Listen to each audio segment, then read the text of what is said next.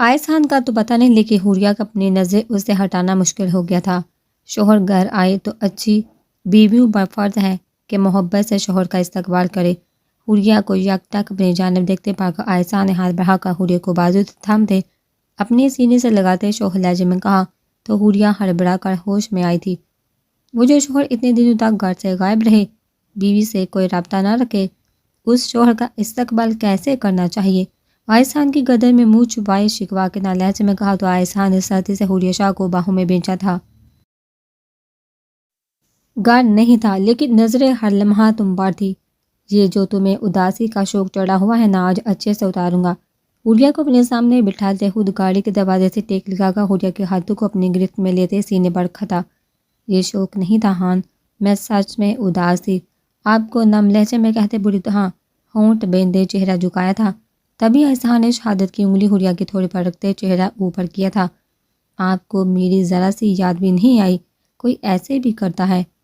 اپنی بیوی کے ساتھ عائشہ کی لو دیتی آنکھوں میں دیکھتے شکوا گیا تو عائشہ نے مسکرا کر سر نفی میں ہلایا تھا۔ ایسے نہیں کرتے تو جو کرتا ہوں اس پر بھی تمہیں اعتراض ہوتا ہے؟ اب بتاؤ، معصوم شوہر جائے تو کہاں جائے؟ کندھی اچکا کر کہتے حوریہ کے ہاتھ کے پشت پر ہونٹ سبز کیے تو حوریہ نے ہونکوں کی طرح عائشہ کو دیکھا تھا۔ عائش، آپ مجھے یا میرے کسی اعتراض کو کسی کھاتے میں لاتے ہی کہاں ہے جو ایسے کہہ رہے ہیں؟ اب تک آپ نے اپنی ہی کی ہے، کہاں کس بات پر میری سنی آپ نے؟ حوریہ کا بس نہیں چل رہا تھا کہ اس میس نے ہان کا سر پھاڑ دے جو پہلے خود اتنے دنوں سے غائب تھا اور اب جب آ گیا تھا تو سارا الزام اس پر ڈالتے ہوئے معصوم بننے کی کوشش کر رہا تھا۔ مائی انوسنٹ وائفی، یہ ہان تمہیں اپنے کھاتے میں لاتا ہے۔ تم بتاؤ کہاں سنو تمہاری، کیا سنانا چاہتی ہو تم؟ بندہ اف بھی نہیں کہے گا اور سب سن لے گا، چاہے اسے کچھ سمجھ نہ بھی آئے۔ اور رہی بات تمہاری اعتراضات کی تو وہ بالکل فاضل ہے، بالکل اس وقت تمہاری لپسٹک کی طرح۔ وہ جو منہ کھولے عائشہ کو سن رہی تھی، ایک دم سے اسے پٹی سے اترتا دیکھ بوکھلا کا پیچھے ہونا چاہا، لیکن اس سے پہلے ہی وہ پوری شدت سے اس کے ہونٹوں پر جھکتا لپسٹک کا حشر نشر کر چکا تھا۔ عائش، کتنے حد ہے، کتنے بے شرم مسنے انسان! مٹھیاں بیتے دبے دبے لہجے میں چلا کر کہا تو اپنے ہونٹوں پر انگوٹھوں کی پشت پھیرتے عائشہ نے حوریہ کے تپے تپے چہرے کو دیکھتے آنکھ دبائی تھی، جس پر حوریہ نے صبر کے گھونٹ بھرتے اپنے کلچ سے ٹیشو نکالتے بری طرح بکھری ہوئی لپسٹک کو صاف کرنے کی کوشش کی تھی۔ ادھر کرو، میں ہیلپ کر دوں، ہونٹوں کا کنارہ دانتوں تلے دباتے شوخ نظروں سے دیکھتے ہوئے کہا تو حوریہ نے گور کا عائشہ کو دیکھا تھا۔ مجھے بالکل ضرورت نہیں آپ کے اس احسان کی۔ ٹھیک ہے، یہ والا احسان مجھے کرنا پسند نہیں، لیکن جو پہلے کیا وہ میرا فیورٹ ہے اور وہ احسان میں ساری عمر کرنے کا ارادہ رکھتا ہوں۔ تم بھی کیا یاد کرو گی وائفی کہ کیسا آدمی شوہر ملا ہے؟ حوریہ کو جھٹکے سے اپنی جانب کھینچتے مسکرا کر کہتے ہاتھ میں تھامے سیاہ کٹر کے دانے سے بھی چھوٹی چپ کو ہاتھ بڑھا کر سیٹ اور دروازے کے درمیان والی جگہ پر لگایا تھا، جبکہ اپنے باہوں میں مزاحمت کرتے حوریہ کا زور سے بینتے وہ پیچھے ہوا تھا۔ ایک بھرپور نگاہ حوریہ کے دلکش سراپے پر ڈالتے وہ گاڑی سے باہر نکلا تھا، جس پر کچھ لمحے والے شوخ مسکراہٹ تھی۔ وہی چہرہ اب چٹانوں سی سہتے لیے ہوئے تھا۔ وائف آل ڈن کا میسج کرتے موبائل جیب میں رکھتے لمبے لمبے ڈگ برتا وہاں سے نکلتا چلا گیا تھا۔ بہت پیاری لگ رہی ہو تم دونوں، عقیدت نے سلوا کے سر سے پیسے وارتے ہوئے کہا تو حوریہ نے مسکرا کر سبقہ کے ہاتھوں پر رکھے پتے پر مہندی لگائی تھی۔ تم لوگوں کو مہندی رات میں لگوانی چاہیے تھی، اب اگر یہ حرام ہوگی تو۔ پتے پر لگی مہندی کی طرف اشارہ کرتے ہوئے حوریہ نے کہا تو سبغہ نے گور کر اسے دیکھا۔ تم انسانوں کی طرح لگواؤ گی تو نہیں حرام ہوگی؟ میں انسانوں کی طرح ہی لگواؤں گی، مگر تم اگر انسانوں کی طرح بیٹھ جاؤ تب نہ۔ سبغہ کے جواب پر حوریہ نے نفی میں سر ہلاتے ہوئے کہا تو سبغہ نے ناک سے کڑ عقیدت کو دیکھا تھا۔ اس چھوٹی چونٹی کے بھی پار نکل آئے ہیں، حوریہ کی جانب اشارہ کرتے ہوئے کہا لگایا تو حوریہ نے گور کر سبغہ کو دیکھا تھا۔ اور تمہارے جو پار نکلے ہوئے ہیں نا، میرے لالا ہی باندھیں گے انہیں، کاٹیں گے نہیں، اگر کٹ گئے تو سوچو کیسی لگو گی۔ پر کٹی کبوتری اور سوری پر کٹی سبغہ، سلوا شاہ کے کہنے پر عقیدت اور حوریہ کا کہکا بے سہتا تھا،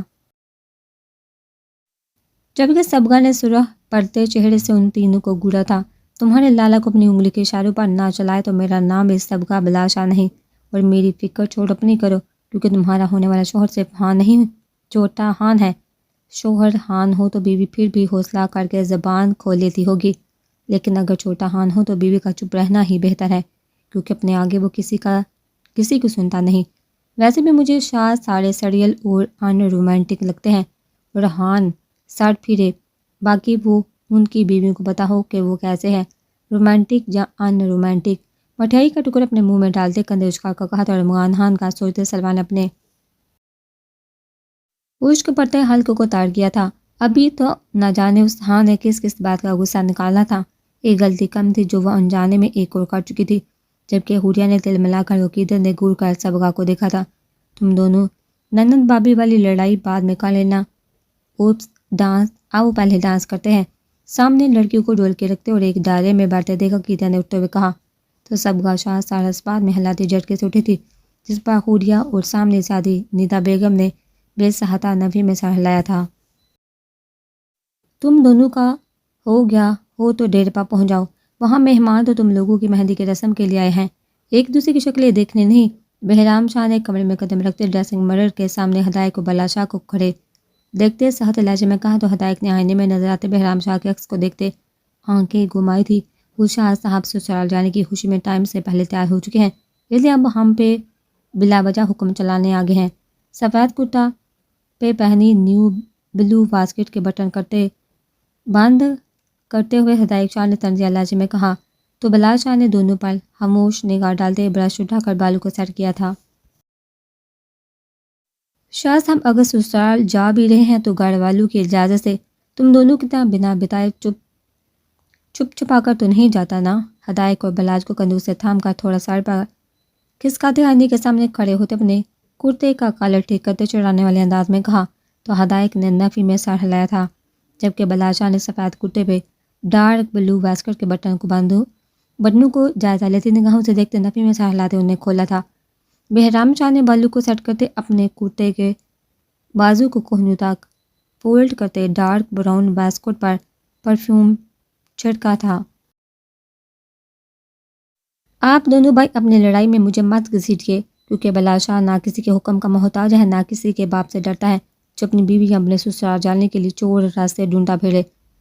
جیب سے موبائل نکالتے آئینے میں نظر آتے تینوں کے عکس کو دیکھتے پکچر کلک کرتے وہ پیچھے ہوا تو ہدایت نے ابرو اچکا کر نیلی آنکھیں داد لیے بلاشاہ کو دیکھا تھا۔ ہاں بھائی، آپ کا تو الگ ہی لیول ہے، پر ہم ابھی اس لیول تک نہیں پہنچے نا۔ بہرام کو بازو سے پیچھے کرتے بلاشاہ کے کندھے پر ہاتھ رکھتے ہوئے کہا تو بلاج کی نظر اپنے کندھے سے ہوتی ہدایت شاہ کی مسکراتی آنکھوں پر گئی تو ابرو اچکا کر سیاہ گہری آنکھوں سے ہدایت شاہ کو ایسے دیکھا جیسے کہنا چاہ رہا وہ اصل بات پر آئے ڈیٹائی مائی لٹل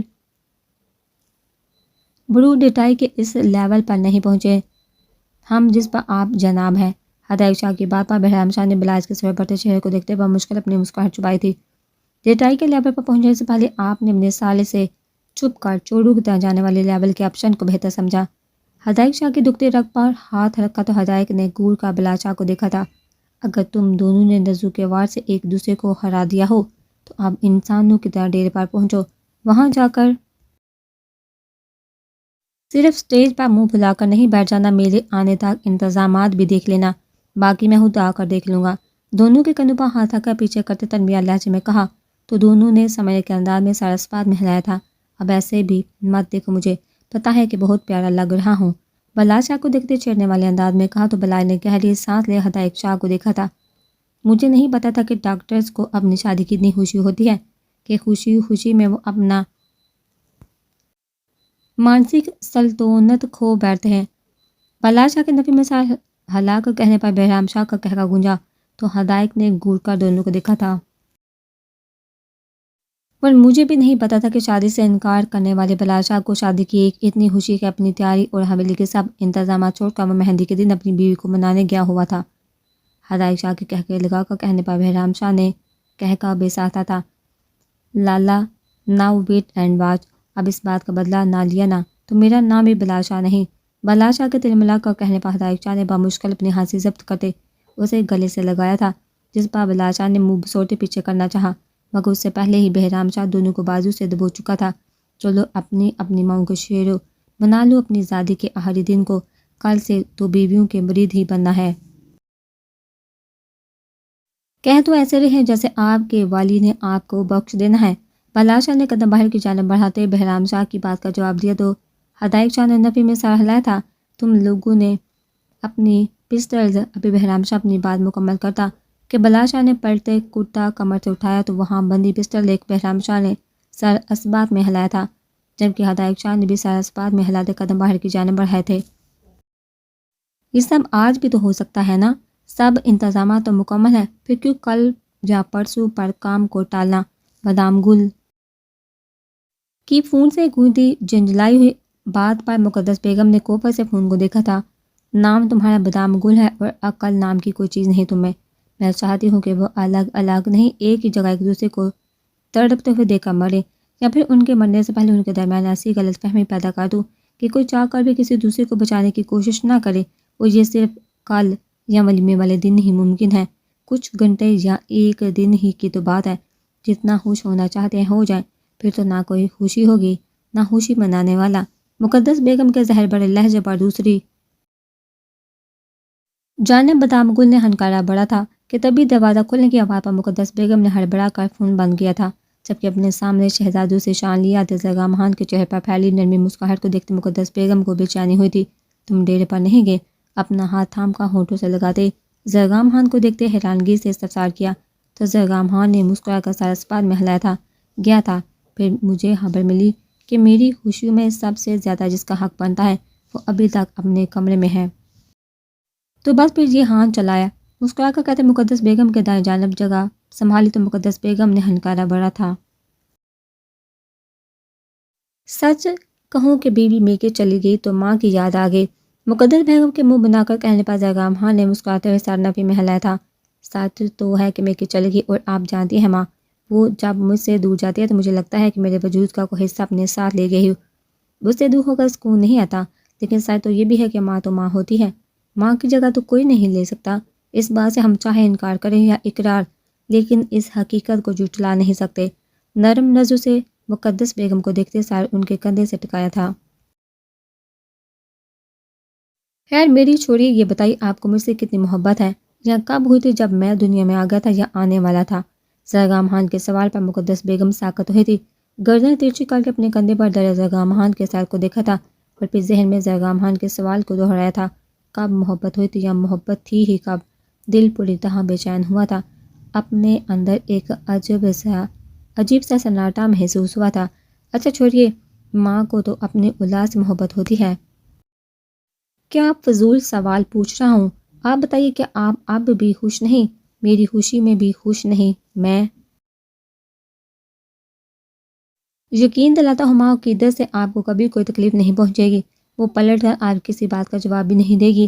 اب جیسا چاہیں گی میں اسے ویسا کرنے کا کہہ دوں گا، وہ مان جائے گی۔ وہ تھوڑی جذباتی ہے، بالکل آپ کے بیٹے جیسی، لیکن دل کی بہت اچھی ہے۔ مقدس بیگم کی طرف سے کوئی جواب نہ پا کر بات جاری کی تو مقدس بیگم نے خاموش نظروں سے زرگام خان کو دیکھا تھا۔ اگر وہ غور کرتی تو زرگام خان کے لہجے میں گلی نمی کو بآسانی محسوس کر سکتی تھی۔ اگر وہ غور کرتی تو خوش ہوں میں، اور آ رہی ہوں رسم میں۔ تم چلو جا کر ڈیرے پر اپنے کام سنبھالو۔ زرگام خان